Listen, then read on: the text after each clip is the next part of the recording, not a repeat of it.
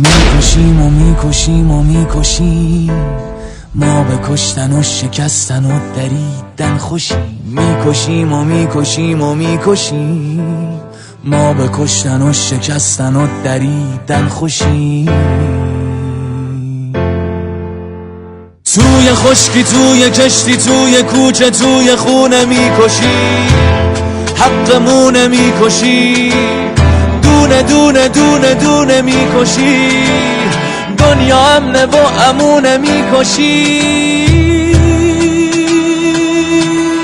توی غزه و علیها میکشی، توی صبرا و شکیلا میکشی، ما به کشتن و شکستن و دریدن و بریدن خوشیم. میکشیم و میکشیم، توی غزه و علیها میکشی، توی صبرا و شکیلا میکشی، ما به کشتن و شکستن و دریدن و بریدن خوشیم. و میکشیم و میکشیم و میکشیم.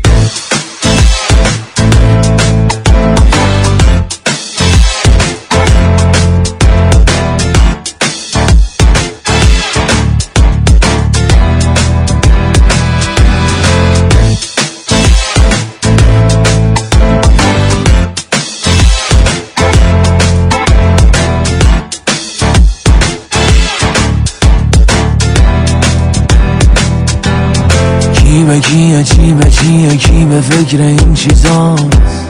BBC با ماست، CNN با ماست، ما خبر داریم حقوق بشر چرنده میکشیم،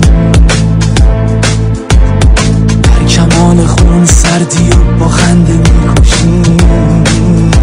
سازمان ملل کیلویی چنده میکشیم، در کمال خون سردی و با خنده میکشیم، ما خبر داریم حقوق بشر چرنده میکشیم.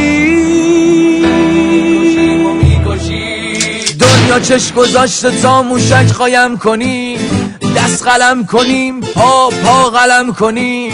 کی به فکر اینه که کی قاتله کی جانیه؟ چشم دوربینا به جام جهانیه، واقعا که خوب جهانیه.